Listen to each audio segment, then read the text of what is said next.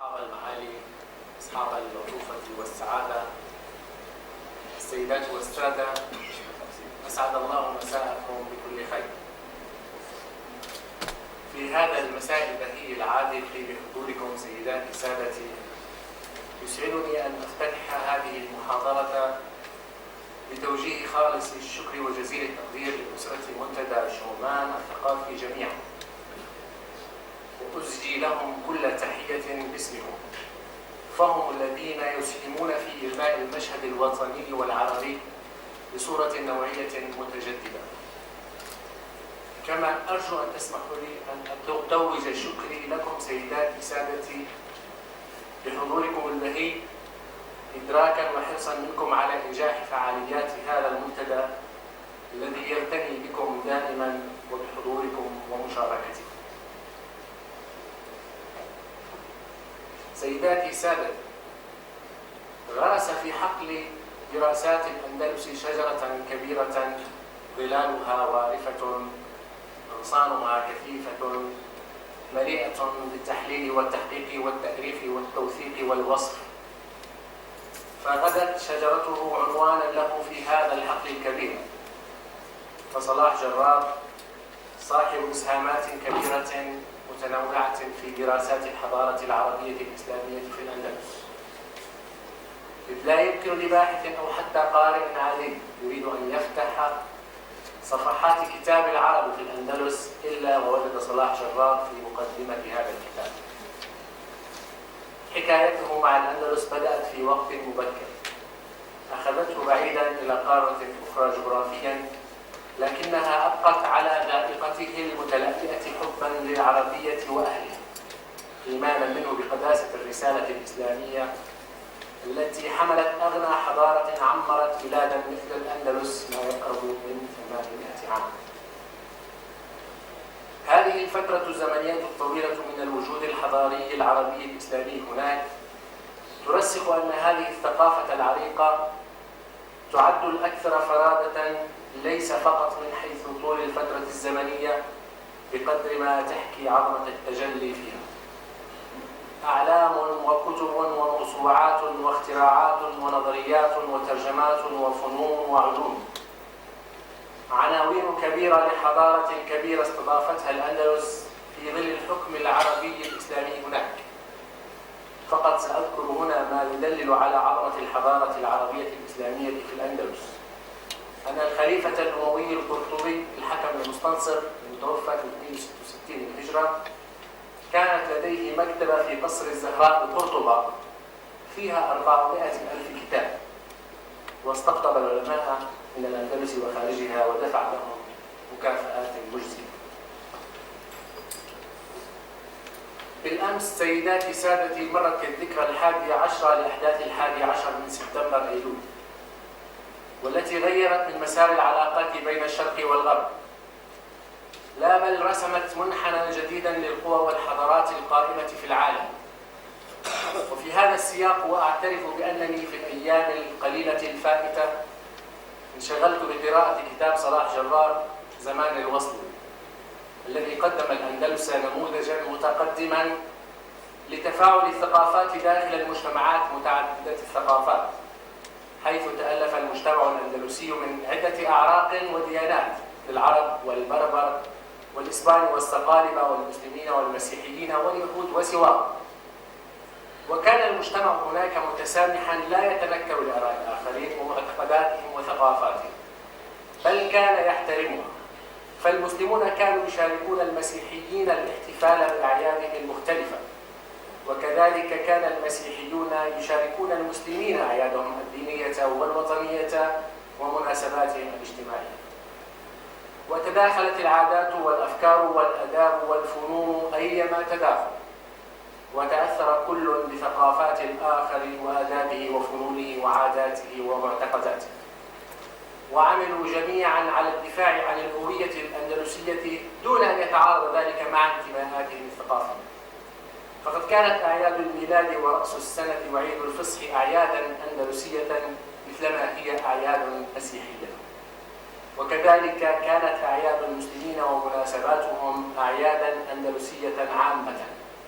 وكان الأندلسيون مسلمين ومسيحيين يعطلون أعمالهم في أيام الجمع وأيام الأحد وأيام الأعياد المسيحية والإسلامية على حد سواء. وفي جانب اللغة كان عرب الأندلس يعرفون الإسبانية ويتحدثون بها، مثلما كان المسيحيون والأندلسيون من أصول إسبانية يتحدثون العربية بطلاقة ويؤلفون فيها ويكتبون الشعر والنثر العربيين بأساليب عربية بليغة. وهنا سأشير سريعا إلى مقدمة الكتاب، كتاب زمان الوصل، التي يطالعنا فيها صلاح بقراءة نهج العرب المسلمين في الأندلس في التعاطي مع المشهد الحضاري هناك من خلال البنية الفكرية والعلمية للثقافة العربية الإسلامية بعيدا عن الحلول العسكرية. وهذه المقولة وجدتها تحاكي تماما ما كنت أظنه حول تجربة المسلمين في الأندلس.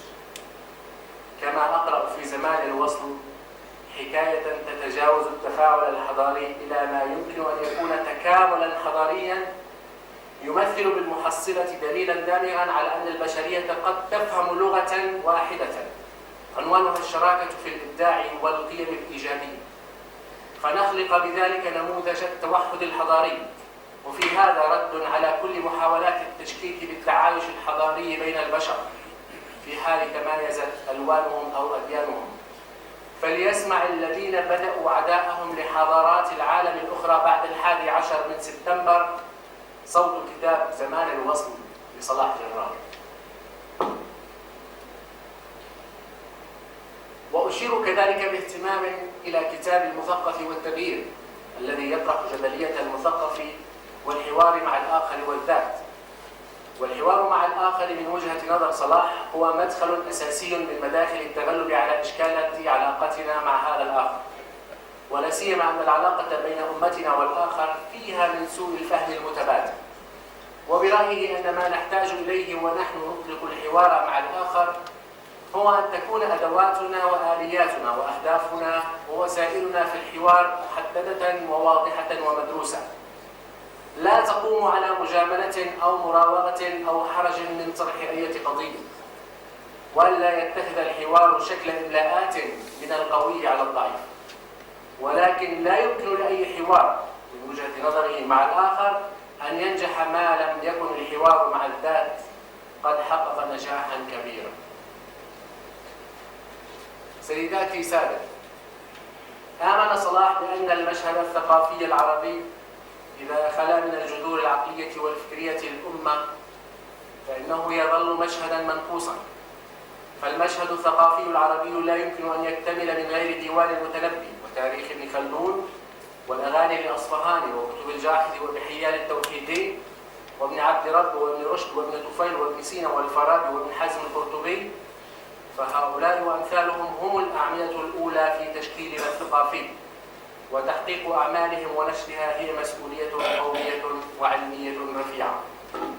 ومن هنا أهمية جهود صلاح جرار في تحقيق العديد من الآثار الأندلسية مثل ديوان الحمراء، الأشعار المنقوشة على جدران الحمراء، وجنة الرضا في 3 أجزاء، وأدباء ملقا لابن خميس، المدينة التي سيتحفنا بالحديث عنها في هذه الأمسية.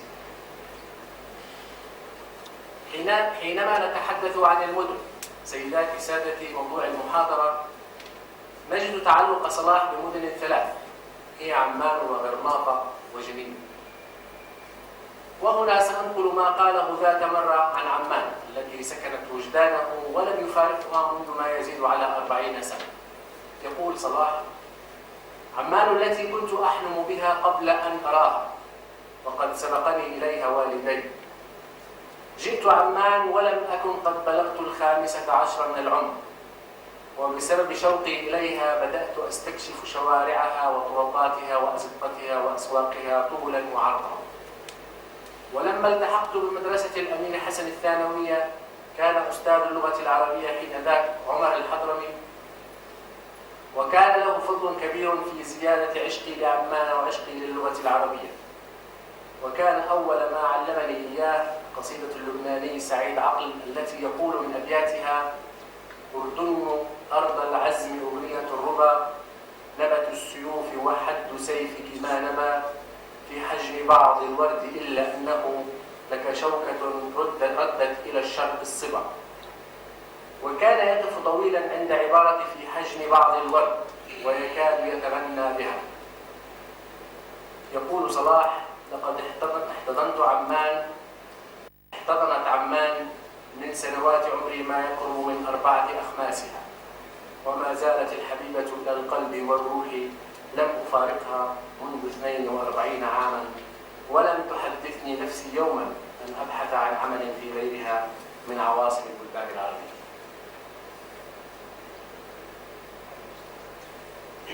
وقد أتاح له إعلان عمان عاصمة الثقافة العربية عام 2002 فرصة ثمينة ليعبر لها عن حبه وتعلقه وشغفه بها.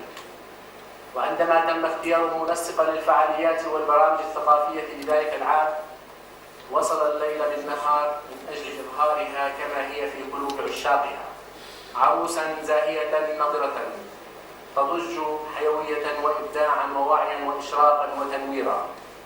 فكل التحية والتقدير لجهودكم الراسخة التي كتبت بأحرف من ذهب حكاية عمان عاصمة الثقافة العربية. وعلى ذكر الدور الثقافي لصلاح على المستوى الوطني، أذهب أبعد قليلا من تجربته أمينا عاما لوزارة الثقافة في نهاية القرن العشرين، وأشير إلى تجربته الكبيرة في تحدي الذات والولاء للزمن الجميل والتواصل الثقافي بإعادة المؤتمر الثقافي الوطني في دورته الرابعة في عام 2008 عندما كان نائبا لرئيس الجامعة الأردنية، حيث يعد هذا المؤتمر أحد أهم وأميز المؤتمرات وأكثرها غنى ورفدا للإبداع الثقافي والأكاديمي. وهنا فقط أريد أن أقول بأن صلاح رئيس اللجنة الثقافية للمؤتمر في دورتيه الرابعة والخامسة نجح في إعادة الألق والبريق للثقافة الوطنية، وكنت أجده خلال المؤتمر منشغلا مستمتعا بما يلقى من أوراق عمل، يقرأ لما يسمع ويركز لأن ورقة العمل تعنيه مباشرة. وكنت أرى فيه بهذه الناحية عبد العزيز الدوري رحمه الله، وقد كنت أجلس ساعات طويلة بجواره بصورة شبه يومية، وكان حتى بعد أن لح عليه المرض يجيد الاستماع ويصر على قلة الحديث، حتى إذا تحدث فإنك تجد خلاصات وحكما ونتاجات لا تملك أمامها سوى أن تلحن. وأظن أن صلاح يحسن الاستماع، فإذا ما تحدث أفصح رتيب الكلام ورد زبدة الإفهام، وهذه من السمات التي تفضلها في شخصيته. أستطيع القول، وهذا على عاتقي، أن صلاح تأثر في أفكاره ولا أبالغ بالقول في شخصيته بتراث العرب المسلمين وتجربتهم في الأندلس. فالقدرة الفائقة على الحوار والتواصل مع الكل أحد أهم سمات شخصيته، والأناقة المتناهية في شخصيته الاجتماعية وأدائه الحياتي اليومي البهي مع الناس هو نتاج لتأثره بهذا الحقل الذي سيبقى منشغلا به، ليس فقط باعتباره أنشودة جميلة لطالما تغنت بها أمتنا على مدى قرون، ولكن لأن التجربة الحضارية في الأندلس كان لها طابع الفرادة والبرارة في آل معا، ولطالما حلمنا بأن تتكرر هذه التجربة في المستقبل. صلاح الأكاديمي والإنسان والمبدع والمحقق والمستقصي والإعلامي، صاحب التجربة الكبيرة في الصحافة في لندن في جريدة الشرق الأوسط وقناة BBC والتربوي المرموق، سيتحدث عن إحدى أهم المدن الأندلسية، ملاكا، التي اشتهرت باسم الملقا أيام الحكم الإسلامي الإسباني. سأقرأ لكم مختصر سيرته الذاتية حتى نذكر بعضنا.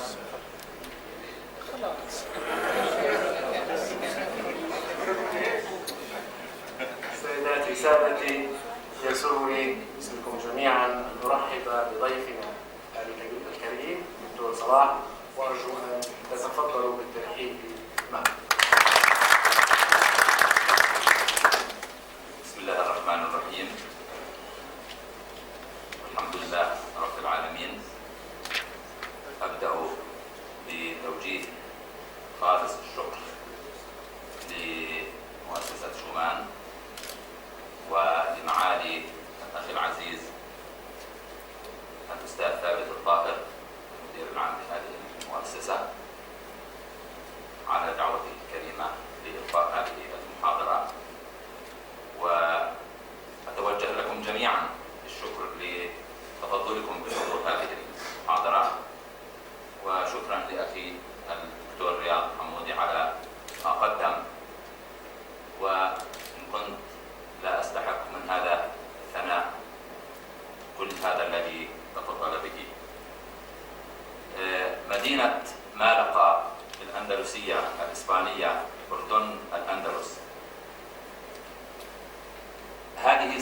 مجهولة من صفحات تاريخ الأردن، ارتبط فيها الأردن بالأندلس. وقد اكتشفت هذه الصفحة بعد تنقيب طويل ومتأنٍ في المصادر التاريخية والأدبية الأندلسية والعربية القديمة. كيف كانت الأردن سنة 92 هجرية؟ 92 هجرية هي السنة التي فتحت فيها الأندلس.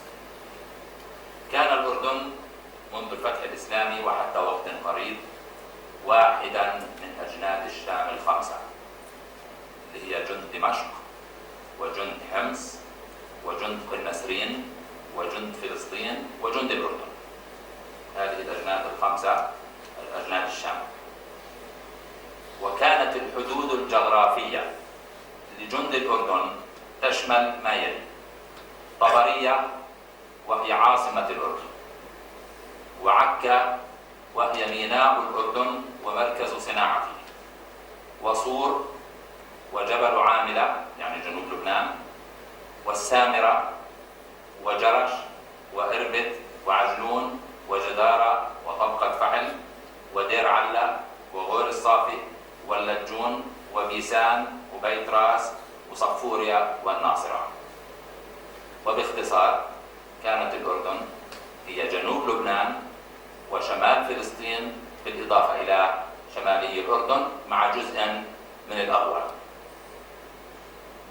أما سكان الأردن في ذلك الزمن فكانت تقطن فيه قبائل جذام وغسان وعاملة ولخم والقين وبنو أشعر أو الأشعريون وهمدان والأنصار، هم من أوس والخزرج، وكلهم من قحطان اليمانية.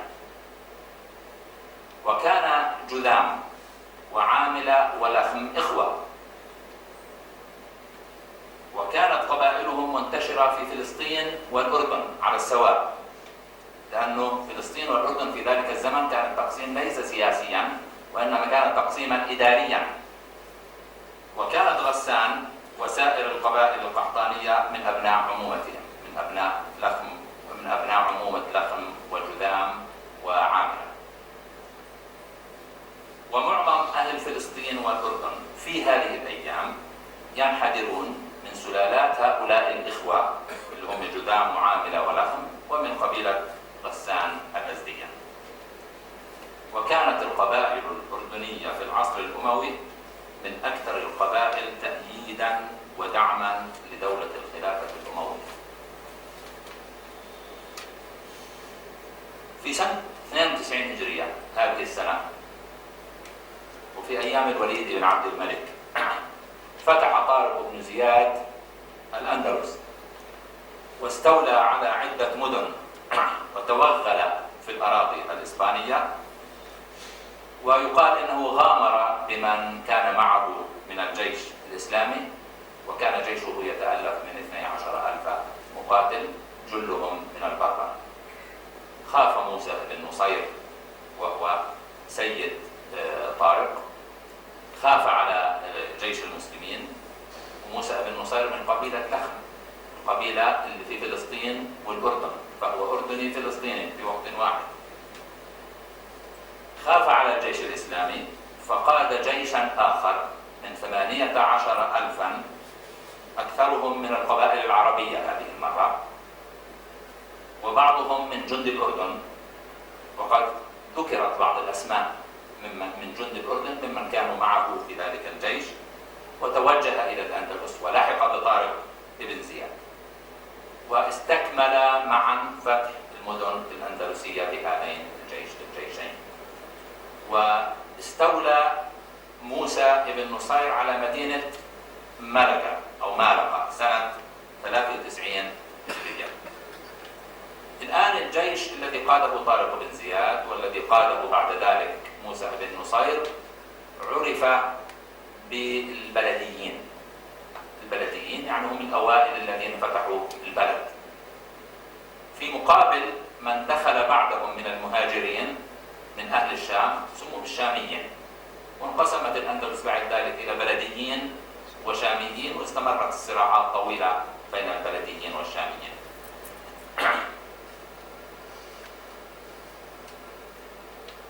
في أيام عمر بن عبد العزيز خليفة الأموي كانت هناك قافلة تعرف بقافلة الأردن. هذه القافلة تخرج سنويا من الأردن إلى الأندلس، أو ربما بشكل دوري ليس بالضرورة سنويا. كانت تحمل العلماء والقضاة والفقهاء وأحيانا الجنود وأحيانا العمال بمعنى الولاة إلى الأندلس. القافلة في أيام عمر بن عبد العزيز حملت مجموعة منهم كان قاضي الجند بالأندلس يحيى بن يزيد الدجيبي، الذي سعى في الإصلاح بين القيسية واليمانية ووقف الاقتتال بينهما في الأندلس. في سنة 116 هجرية ثار البربر في المغرب وفي الأندلس، ثاروا على الولاة الأمويين وكادوا أن يقضوا على الحكم العربي فيهما في المغرب وفي الأندلس. فأرسل هشام بن عبد الملك جيشا من 30,000 إلى المغرب والأندلس بقيادة بلج ابن بشر القشيري، وهو يماني من جد الأردن. واختار في هذا الجيش 6,000 من كل جند من الأجناد التابعة للشام، فاختار من الأردن 6,000 مقاتل. 6,000 مقاتل كان على رأسهم قائد اسمه ثعلبة ابن سلامة العاملي. وبالمناسبة العاملي يقال أن العامليين الذين ينتسبون إلى جبل عاملة أن عشيرة العواملة الآن هي من بقايا هؤلاء العامليين. الآن هذا الجيش الذي تألف من 30,000 وكان فيه 6,000 مقاتل أردني دخلوا إلى أفريقيا، لكن اصطدموا بجيش كبير من البربر. البربر تمكنوا من هزيمة هذا الجيش وقتلوا القائد العسكري لهذه القوة. فطبعا كان هناك قائد عسكري اسمه كلثوم القشيري. كلثوم قتل، فهرب بلج بن بشر القشيري مع ثعلبة بن سلام العاملي، ومن بقي معهم من الجند هربوا إلى الأندلس. لكن دخلوا إلى الأندلس بصعوبة بالغة، لأن والي الأندلس خاف منهم، خاف أن يستولوا على الملك. كان هشام بن عبد الملك قد أوصى أنه في حالة قتل كلثوم بن عياض القشيري يقود الجيش بدلا منه بلج بن بشر، وإذا قتل بلج يقود الجيش بعده ثعلبة بن سلام العاملي، وهو قائد الجنود الذين جاءوا من الأردن 6,000.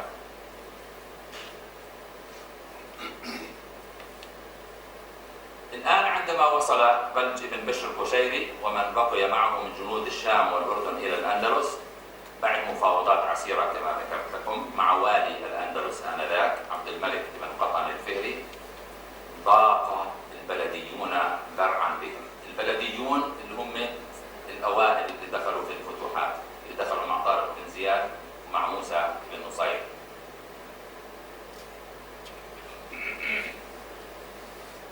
وأخذوا يطالبونهم بالهجرة بالرحيل، لكن كان يعني ما قاله بلج لهم: كيف تريدوننا أن نخرج والبربر بانتظارنا كي يقتلونا؟ دعونا نبقى هنا ونساعدكم على أعدائكم من البربر وغيرهم. وفعلا بقيوا لمدة سنة، وخلال هذه السنة ساعدوا عبد الملك بن قطن الفهري لوالي الأندلس على محاربة البربر داخل الأندلس. لكن بعد مرور سنة أيضا أصر البلديون على خروج هؤلاء الشاميين، فاضطر يواجهوا البلديين، فدخلوا في حرب فغلب فيها بلج وثعلبة على البلديين وعلى البربر وهزموهم شر هزيمة واستولوا على الأندلس. في هذه الأثناء قتل بلج نتيجة هذه الحروب، فكان ثعلبة بن سلام العاملي أول وال أردني على الأندلس، وذلك سنة 123 هجرية. ثعلبة هذا بمن كان معه من جند الأردن استطاع فعلا أن يضبط الأمور بالأندلس ضبطا جيدا، يقال إنه في البداية كان عادلا وأحبه الناس، لكن ما إن استقر حتى قام البلديون والبربر بثورة ضده، فاستطاع بشجاعته وقوته أن يتغلب عليهم، وأسر، طبعا انتصر عليهم في معركة رئيسية، أسر 1000 منهم وأخذ من السبي 10,000 وقادهم كلهم إلى قرطبة. بدأ يقتل بالأسرى واحدا واحدا، وبدأ يبيع بالسبايا بالمناقصة، يعني البيع ليس بالمزاج وإنما بالمناقصة، من يدفع أقل هو الذي يشتري. فباع أحدهم بعود وباع أحدهم بعنز وإلى آخره. عندما ضاق أهل الأندلس ذرعا بما فعله ثعلبة بن سلام العاملي، توجهوا إلى والي إفريقيا اسمه حنظلة بن أبي صفوان، وطلبوا منه أن يتدخل لإيقاف هذا القتل الذي كان يمارسه ثعلبة، فأرسل من طرفه قائدا يمانيا اسمه أبو الخطار حسام بن ضرار الكلبي. أبو الخطار حسام بن ضرار الكلبي دخل بجيش إلى الأندلس، وأول ما جاء طلب من ثعلبة بن سلامة أن يغادر الأندلس هو والقادة الشاميين الذين كانوا معه، فوافق ثعلبة بن سلامة وأخذ سفينة وذهب إلى المشرق. الآن الشاميون الذين كانوا معه، كان معه حوالي 10,000 من بقايا الشاميين ومن جند الأردن، أرادوا أن يذهبوا معه إلى المشرق، فلاطفهم أبو الخطار حسام بن ضرار الكلبي وطلب منهم أن يبقوا في الأندلس، فبقوا جميعا في الأندلس. أما ثعلبة فذهب إلى المشرق والتحق بجيش مروان بن محمد اللي هو آخر خليفة من خلفاء بني أمية، وقيل إنه عين واليا على الأردن، فيكون أول والي يتولى الأردن اللي في الأندلس والأردن اللي في المشرق اللي هو ثعلبة بن سلامة العاملي، وقتل في أثناء حروبه مع مروان بن محمد الأموي. الآن بعد أن استقر الوضع بالأندلس، أبو الخطار الكلبي طبق بعض السياسات التي يضمن بها استمرار الأمن للأندلس. طبعا استمر البلديون بالشكوى من وجود الشاميين في قرطبة، قالوا لا نريد الشاميين في قرطبة، فذهب أبو الخطار هذا إلى أرطباس، واحد اسمه أرطباس اللي هو زعيم عجم الذمة في الأندلس، ويقال إنه كان فهيما نبيها، واستشاره في الأمر فقال أنصحك بما يلي: وزع القبائل الشامية التي جاءت على أماكن في البلاد في الأندلس تشبه تلك المناطق التي جاءوا منها. فاستشارهم أبو الخطار للشاميين فوافقوا على هذا الرأي، فقام بما يلي: أنزل المهاجرين الذين جاءوا من دمشق، أنزلهم في البيرة اللي هي حاليا غرناطة وسماها دمشق، وأنزل أهل حمص في إشبيلية وسماها حمص، وأنزل أهل قنسرين في بلد اسمها جيان وسماها قنسرين، وأنزل أهل فلسطين في بلد اسمها شاذونة اللي هي سيدونيا، ولها اسم آخر اللي هي جيان، عفوا اسمها شريش، وسماها فلسطين، وأنزل أهل الأردن في مدينة مالقا وسماها الأردن. ومالقا كان لها اسم آخر قبل ذلك، كان اسمها ريا، فأصبح يطلق عليها اسم الأردن. يعني عندما استخدمت كلمة الأردن في الأندلس كانت تعني مدينة مالقا، مثل ما كانت كلمة حمص عندما تستخدم في الأندلس تعني إشبيلية.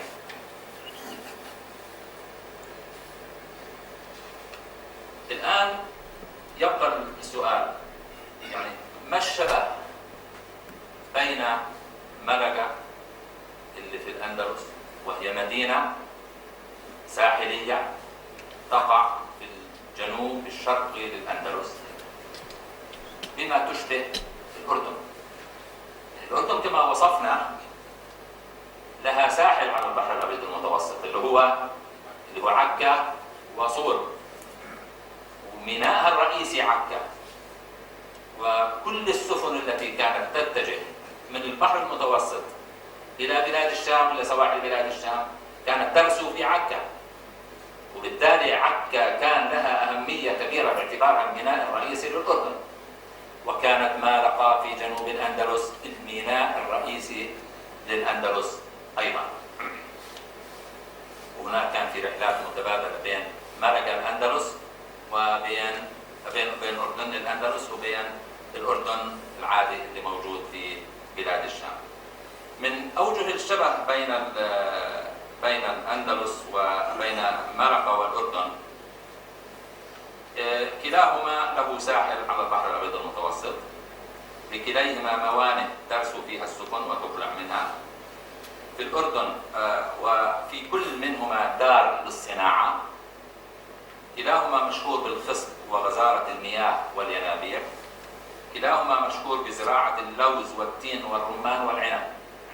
احنا لما نحكي عن الأردن في أيام الأمويين، شمال الأردن وجنوب لبنان وشمال فلسطين اللي هي أكثر مناطق خصبا ومياها، تكثر فيها فعلا زراعة اللوز والتين والرمان والعنب وصناعة الوشي والفخار، وفي كليهما آثار قديمة، وفي كليهما أيضا عيون مياه حارة حمات. توجد منطقة اسمها الحمة في مالقا، مثل ما توجد الحمة أيضا في المنطقة اللي كانت تعرف في الأردن في ذلك الزمن. أيضا مثلما كان جنداء الأردن وفلسطين في الشرق متجاورين ومتداخلين وتسكنهما قبائل واحدة، فكذلك كان جنداء الأردن وفلسطين في الأندلس متجاورين متداخلين وبينهما أواصر دم وقربة وقبائل واحدة اللي هي لخم وجدام وعاملة وغسان بالدرجة الأولى، طبعا بالإضافة إلى قبائل أخرى. أحب أن أقرأ لكم شيئا عن مدينة مالقا، يعني ما قالته المصادر الأندلسية عن هذه المدينة. ابن سعيد المغربي له كتاب اسمه المغرب في حلى المغرب يصف مدينة مالقا.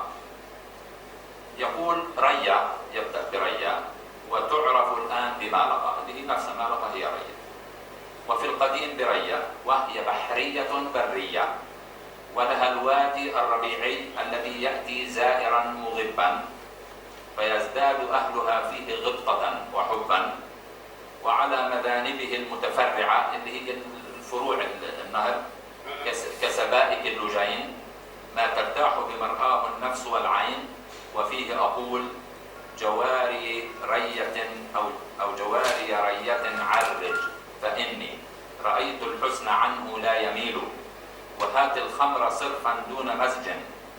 على فكرة مالقا كانت مشهورة بخمرها وما زالت إلى الآن، يعني خمر مالقا مشهور منذ تلك الأيام إلى اليوم، بحيث الماء والظل الظليل غدا متقسما في كل وجه، كما سلت على خز نصول، تجول لواحظي ما دمت فيه، بحيث ترى مذانبه تجول.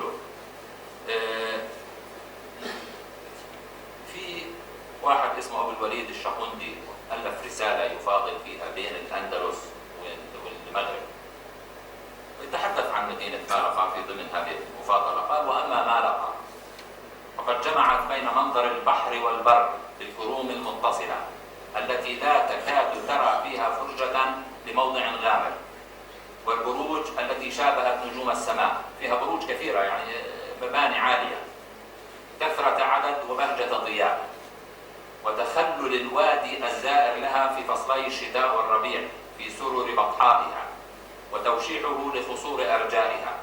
ومما اختصت به من بين سائر البلاد التين الريي، بالنسبة إلى ريا يعني التين المالقي المنسوب إليها لأن اسمها في القديم ريا.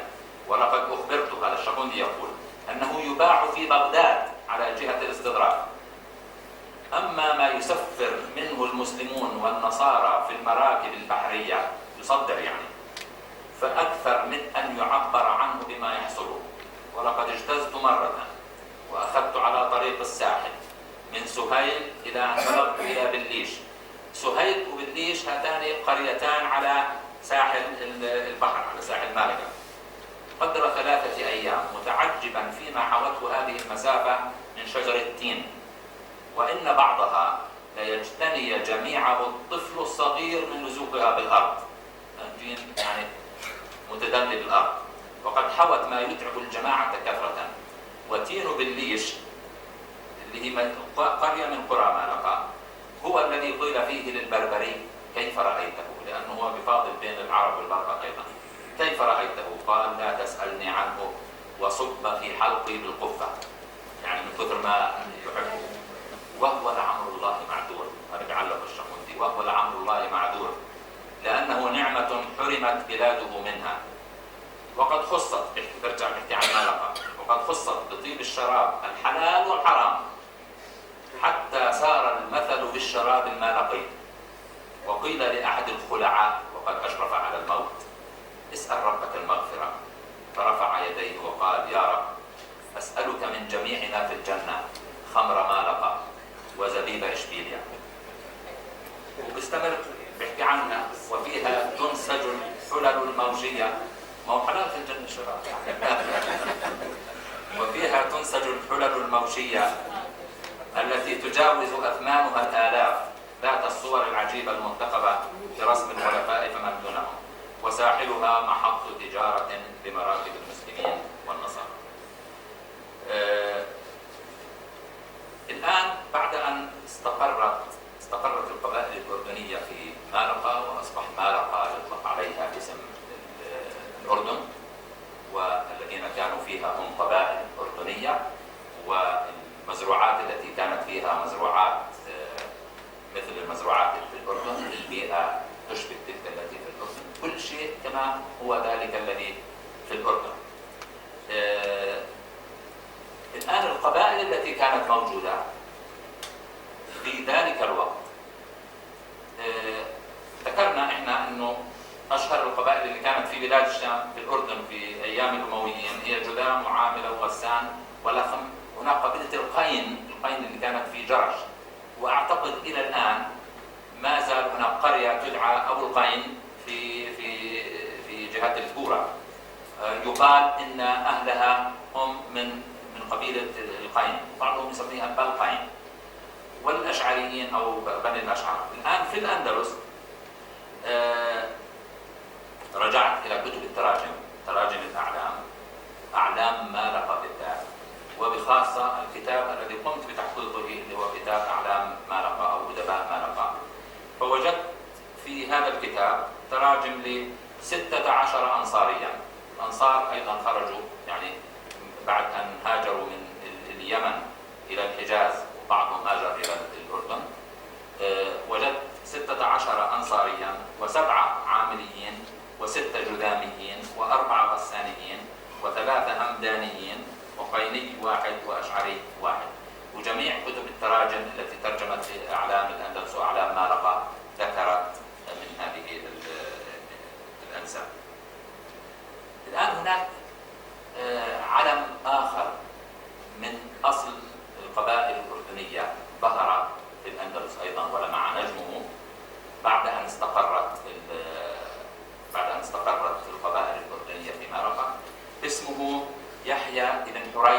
الجذامي. يحيى بن حريث طلب الملك، وبعد صراعات طويلة تم الاتفاق على أن يتولى الأندلس واحد اسمه يوسف الفهري، وأن تبقى مالقة وما حواليها ليحيى بن حريث الجذامي، فأصبح واليا. ويمثل يحيى بن حريث الجذامي هذا يمثل القبائل الأردنية. لكن بعد أن تم الاتفاق استولى يوسف الفهري على الملك، غدر بابن حريث. عندما غدر بابن حريث، ابن حريث جمع جيشا كبيرا من اليمانيين، ودارت معركة كبيرة بين يحيى بن حريث وبين يوسف الفهري، انتهت بمقتل ابن حريث ومقتل الآلاف ممن كانوا معه من أهل الأردن. في سنة 138 هجرية، تعرفوا 132 هجرية انتهى الحكم الأموي بالمشرق، فر عبد الرحمن الداخل إلى الأندلس. أول من تلقى عبد الرحمن الداخل في الأندلس هم جند الأردن، أهل الأردن. استضافوه وأقام عندهم في مالقة، ومن هناك بدأ اتصالاته بالقبائل اليمانية في سائر مدن الأندلس، وجمع جيشا كبيرا. أكثر هذا الجيش كان من الأردنيين، من القبائل الأردنية. دخل إلى مالقة كان معه 300 جندي، وخرج منها ومعه 2000 جندي، وخاض معركته مع يوسف الفهري في 3000 جندي. معنى ذلك أنه إذا كان أهل الأردن قدموا 1600 جندي، 1700 جندي أكثر، يعني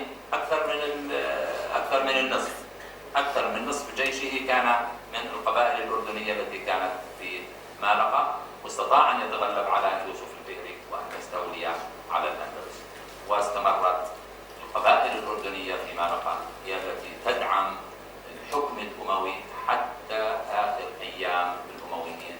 في قصص كثيرة نحن في غنى عن الدخول في تفاصيلها، لكن حتى لا أطيل عليكم أقرأ لكم بعض أشعار الشعراء المالقيين الذين ينتمون إلى قبائل أردنية. لكن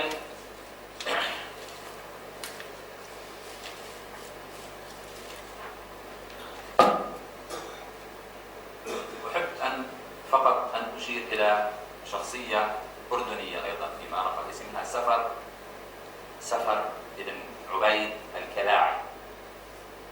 سفر بن عبيد الكلاعي هذا ينسب إليه نوع من الرمان المشهور بالأندلس اسمه الرمان السفري، سمي باسمه. يقول صاحب نفح الطيب نقلا عن ابن سعيد: والرمان السفري الذي فاض على أرجاء الأندلس، وصاروا لا يفضلون عليه سواه، أصله من الرصاف قرطبة. وقد ذكر ابن حيان شأنه وأفرد له فصلا فقال: إنه الموصوف بالفضيلة المقدم على أجناس الرمان بعذوبة الطعم ورقة العجم النواة وغزارة الماء وحسن الصورة، وكان رسوله إلى الشام في توصيل أخيته، الحديث عن عبد الرحمن الداخل، منها إلى الأندلس، قد جلب طرائف منها من رمان الرصافة المنسوبة إلى هشام. المهم، عبد الرحمن الداخل بعثت له أخته من دمشق، بعثت له رمان، فرآه هذا سفر بن عبيد الكلاعي من جند الأردن، رأى ذلك الرمان فأخذه من يد عبد الرحمن الداخل وقال: أتأذن لي أن أتصرف في هذا الرمان؟ قال: تفضل. فأخذ النواة وعالجها وزرعها واستنبت منها وزرعها، وكثر هذا النوع من الأندلس. ولذلك قال أحد الشعراء في وصف ذلك الرمان، يقول: ولابسة صدفا أحمرا أتتك وقد ملئت جوهرا،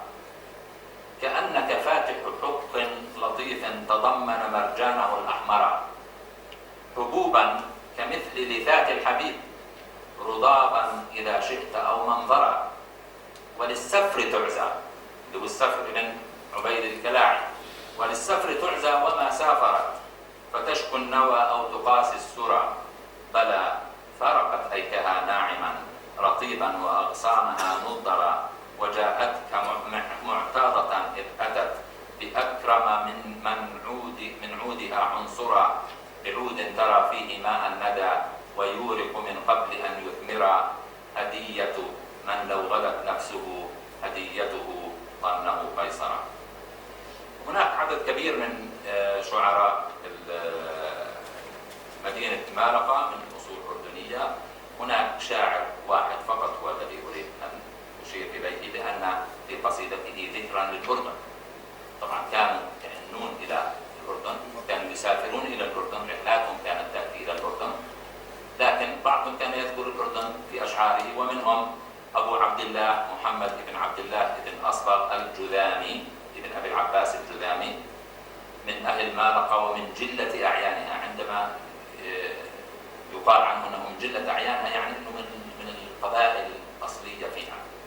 يقول: اربع بربع الذي تسليك أربع، حتى يصيف مصيف ثم مربع، واغنى بمغنى الذي تغنيك غنته، عن الأغاني غناء الشوق يطفع، واحلل بمورد رحب حله حرم، حليت منه وصرف الدهر يمنعه، القد منه قضيب ماس فوق نقا، ريح الصبا فانثنى خطوا تزعزعه، ولحظه بابلي سحره حور، في كل قلب له نفث يولعه، والجيد جيد غزال قد رنى جزعا، إذ مسه ليث في نقص في البيت، ظبي تكامل فيه الدل فهو طل، كما تكامل فيه الحسن أجمعه، لاحت عشاء على خديه شمس ضحى، فعن لي يوسفي الحسن يوشعه، أستودع الله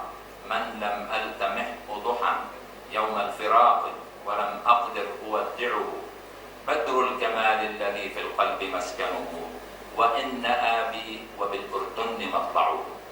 يذكر الأردن: ما خلت يوم النوى أني أعيش غدا، لكن حبيبي لم يصرعه مصرعه، عاينت يونس في التشبيه حين بدا، لا تعدليه فإن العدل يولعه. واضح أنه بيعارض قصيدة ابن زريق المشهورة: لا تعدليه فإن العدل يولعه، قد قلت حقا ولكن ليس يسمع. أختم بأبيات لشاعر آخر هو أبو الحجاج يوسف بن محمد البلوي أو البلوي، وهو قبيلة بلي كانت أيضا موجودة في مالقة وهي من قبائل الأردن.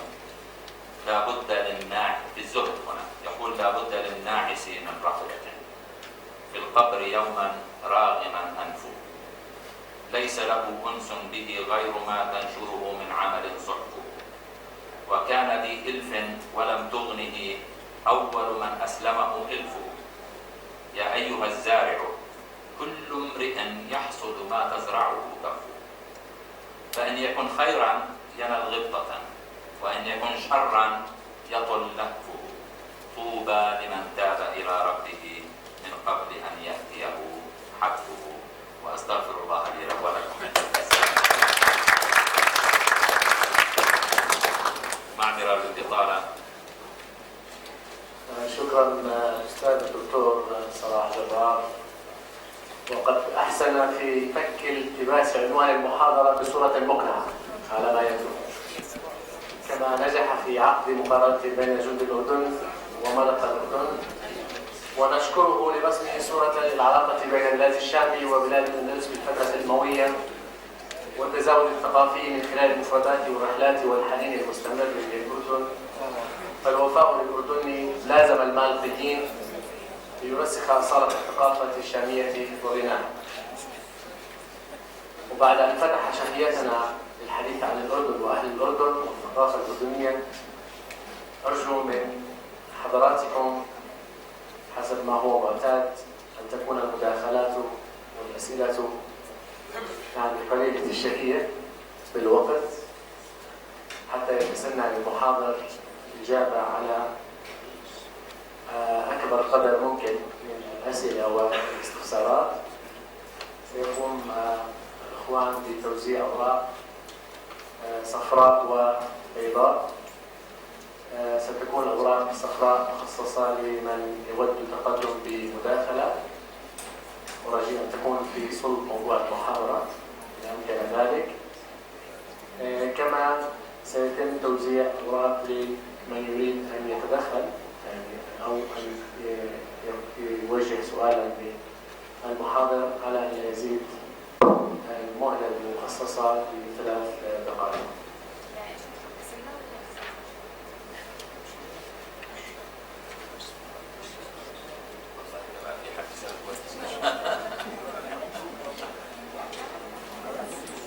مش معقول كلام مقنع للدرجة يعني. عندك سؤال؟ بس ممكن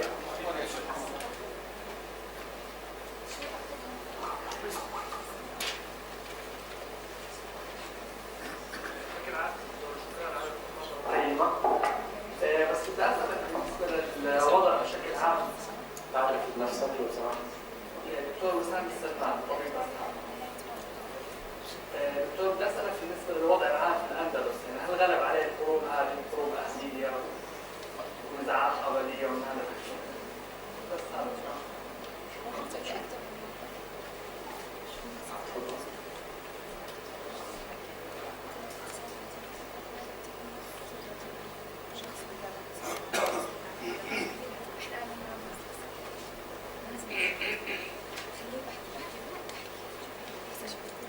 شكرا أستاذنا الدكتور صلاح الغار على هذه المحاضرة القيمة. في زمن اختلطت فيه المفاهيم، وأنا طبعا أعرف نفسي بداية مجد التلميذ كاتب صحفي، وأنا من خلال مطالعتي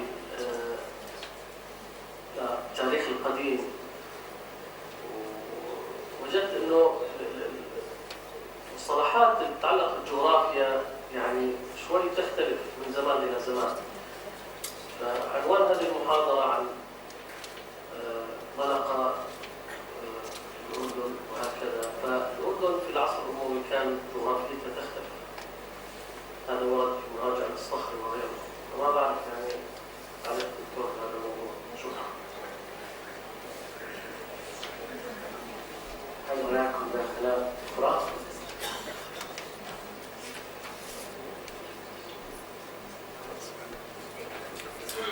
مداخلات أخرى؟ تفضل.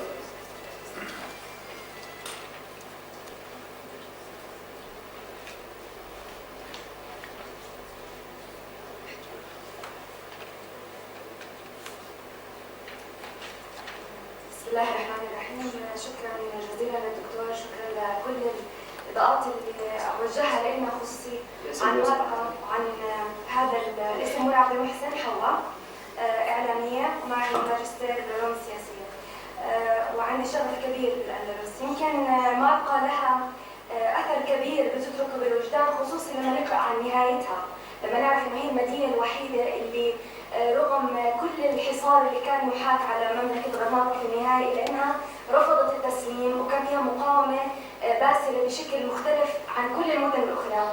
ويمكن لأول مرة عم أقول الحماسة تبعت الرجل الأردني يمكن ظهرت في تلك المنطقة، فلذلك لم يستسلموا بسرعة. كنت بدي أستفسر عن الثغري، هل كان هذا الرجل الباسل القوي ذو أصول أردنية، أو إذا كان عندك بما أنه في تدقيق في النسب وأمور مثل هاي، لأنه رجل مثل هذا ما أعتقد أنه يكون بطولته بطولة استهان بها. وأكيد إحنا نرجع للمرجعية الإسلامية، لكن طبعاً الأنساب تلعب دور.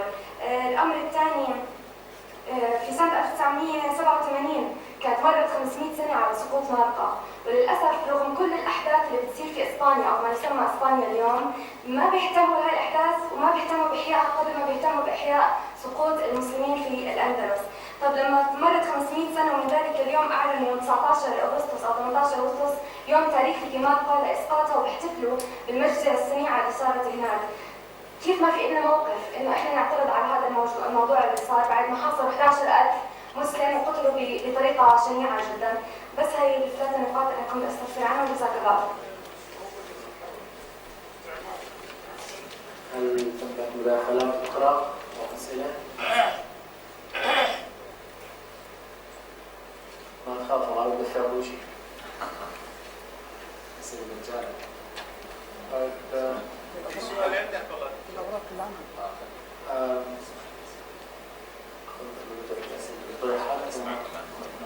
نقرأ الأسئلة جميعا ثم نجيب المحاضر مرة واحدة. هل كان التقسيم الإداري زمن الأمويين يسمى الأردن باسمه، أو كما أعتقد أنه كان ما يعرف ببلاد الشام أو الهلال القصير من ليلى دولي؟ والآخر: ما سمعناه من المحاضر الكريم يؤكد لنا مقولة أن موسى بن نصير مدفون في قرية أنصير، فهل يؤكد المحاضر هذه المقولة؟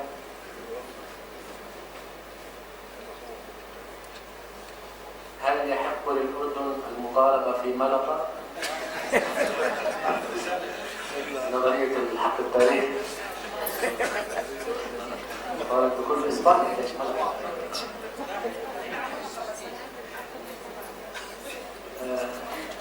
ما حققه المحاضر الكريم مؤكد من خلال تشابه أسماء العائلات الموجودة في بلدان المغرب العربي والذين نزحوا إليها بعد أن هزم المسلمون أو هزم المسلمون في الأندلس، وذلك مع أسماء العوائل في الأردن.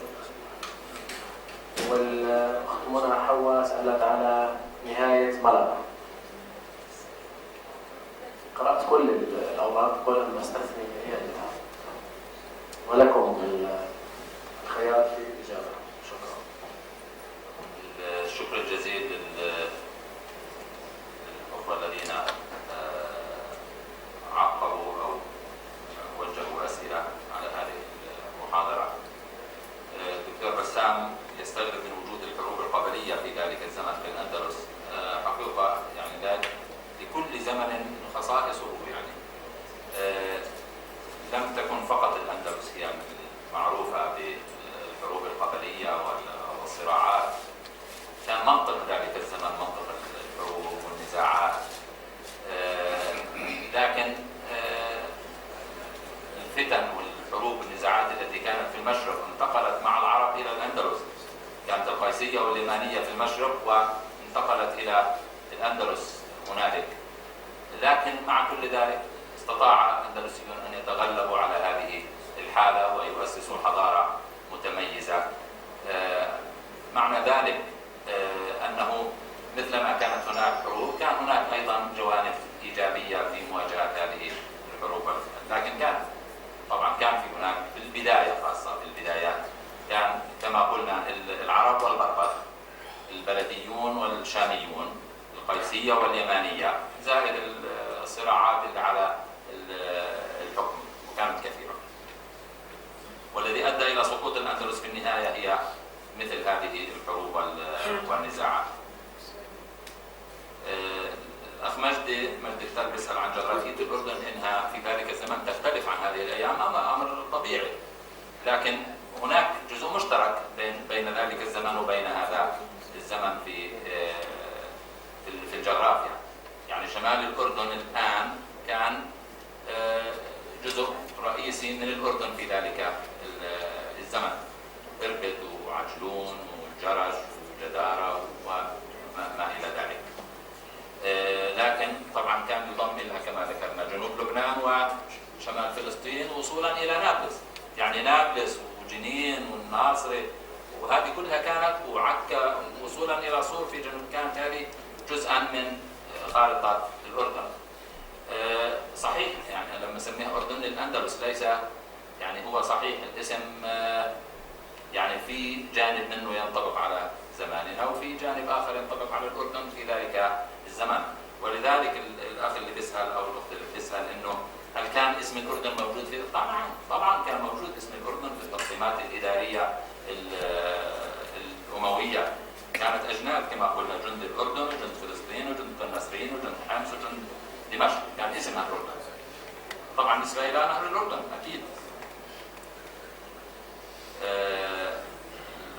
الأخت منى اللي بتسأل عن الثغري هل هو أردني؟ أعتقد يقال عن بني الثغري أنهم ليسوا من العرب، أنهم من الأعاجم. بنو الثغري، وكان الصراع بينهم وبين بني السراج اللي هم العرب. يعني آخر صراع عائلي في الأندلس أيام أبي عبد الله الصغير كان بين بني الثغري وبني السراج. بنو السراج عرب وبنو الثغري أعاجم. وبنو السراج هم الذين أيدوا عائشة زوجة أم أبي عبد الله الصغير، بينما بنو الثغري هم الذين وقفوا مع ثريا اللي هي الزوجة الرومية لأبي الحسن اللي هو والد أبي عبد الله الصغير. موسى بن نصير في الأردن الله أعلم، لأن هناك روايات كثيرة عن مكان دفن موسى بن نصير، منهم من قال في دمشق ومنهم من قال في الأندلس ومنهم يعني لم يصل الباحثون إلى نتيجة في مكان دفنه. هل يحق للمطالبة بالمارقة؟ نعم. نحن يحق لنا أن نطالب في العالم بأكمله، لكن بطريقة حضارية. الطريقة الحضارية كما يعني العالم الآن يسيطر علينا بالعلم، يسيطر علينا بالمعرفة، يسيطر علينا بالإنجازات. علينا أن ننجز، نعمل علم، نعمل معرفة ونعمل إنجازات، نغزو العالم بشكل تلقائي دون أن نطلق رصاصة واحدة كما هم يصدرون علينا دون أن نطلق رصاصة واحدة. أسماء العائلات في الأردن والمغرب لا شك أنه بعد ما سقطت مالقا وبعد ما سقطت الأندلس الهجرات، هناك هجرات يعني هذه طرد المسلمون من الأندلس، منهم من ذهب إلى شمال أفريقيا إلى تونس والمغرب والجزائر، وما زال إلى الآن هناك حي في تونس حي أندلسي. معظم مدن المغرب اللي على الساحل طنجة وتطوان معظم سكانها أندلسيو الأصل. أيضا في منهم من جاء إلى مصر ومنهم من جاء إلى الأردن، حتما هناك من رجع إلى الأردن. وهناك يعني بعض العائلات التي يقال إن أصلها أندلسي من العائلات الأردنية، ربما يكون بعضهم ممن جاءوا من مالقا، ربما يكون بعضهم ممن جاءوا من أخرى، لكن هذا يحتاج إلى دراسات، وهذه أمور من الصعب البحث فيها والحكم فيها.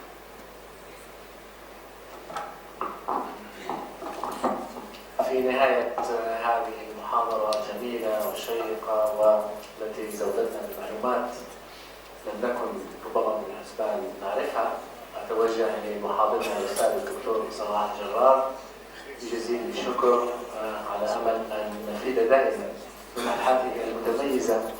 ولكم سيداتي سادتي ولمعالي رئيس المنتدى كل الشكر والتقدير، وفي إلى اللقاء في محاضرة أخرى، والسلام عليكم ورحمة الله.